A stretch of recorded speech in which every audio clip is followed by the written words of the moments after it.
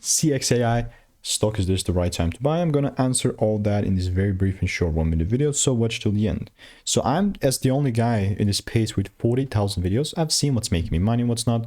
And with CXApp, all I'm here to tell you is that it's a great pump. It's definitely a great pump. Obviously, I also have my rules set up in here in place. So I haven't made a video in a while, right? So after this pump up, I was like, right, if I see it actually coming down and giving me some sort of a confirmation, I'm looking to take it down. Then never turned out to be the plan, which is great because my idea was wrong, but no trades got taken. That's why I love my approach, my strategy. When I see it pumping up as such, I'm going to do nothing but continue to get involved, meaning that I'm going to mark up this demand zone.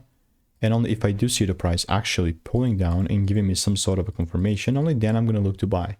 And again, this is the 1-hour chart, so it might take a couple of days. The last thing I'm doing here, mate, is trying to force movements. Obviously, the confirmation could be on the 5-minute, but like I'm just saying. So if you want to learn how I'm making 5-10K per month without indicators, click the first link in the description, get my free emails, and I'll see you in the next one.